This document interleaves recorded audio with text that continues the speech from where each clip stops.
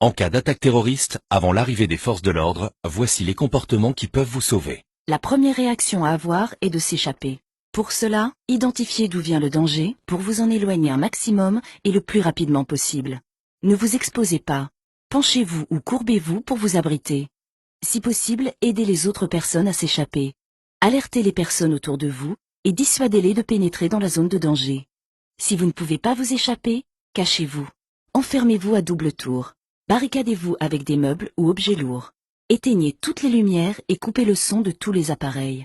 Allongez-vous au sol et éloignez-vous des ouvertures.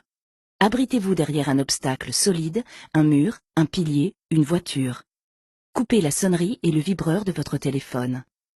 Dès que vous êtes en sécurité, alertez les forces de l'ordre en appelant le 17 ou le 112 et obéissez-leur.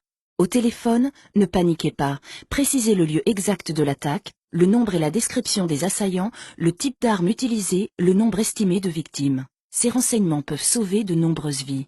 Si possible, aidez les blessés. Une fois les forces de l'ordre arrivées, ne courez en aucun cas dans leur direction. Gardez les mains levées, ouvertes et bien visibles sans faire de mouvements brusques. Si vous attendez les secours et les forces de l'ordre, et si vous êtes en sécurité, vous pouvez sauver des vies en réalisant les gestes d'urgence. S'il y a saignement, appuyez fortement dessus en utilisant si possible un linge propre, t-shirt, pull ou autre. Maintenez la pression sur la blessure jusqu'à ce que les secours prennent le relais. Si vous n'êtes pas encore en sécurité ou si la blessure saigne toujours abondamment, effectuez un garrot. Pour cela, faites un nœud coulissant à la racine du membre concerné à l'aide d'une écharpe, cravate ou ceinture. Dans tous les cas, aidez la personne à s'installer dans la position dans laquelle elle se sent le mieux. Si la plaie est sur le thorax, mettez-la en position assise ou semi-assise. Pour une plaie au ventre, en position allongée. Si la personne est inconsciente ou perd connaissance, tournez-la sur le côté comme si elle dormait en chien de fusil en position latérale de sécurité. Faites en sorte qu'elle puisse respirer correctement. Face à la menace terroriste, restons toujours vigilants. Dès que vous rentrez dans un lieu, repérez tout de suite les sorties de secours. Si vous êtes témoin d'une situation ou d'un comportement suspect, contactez les forces de l'ordre au 17 ou au 112.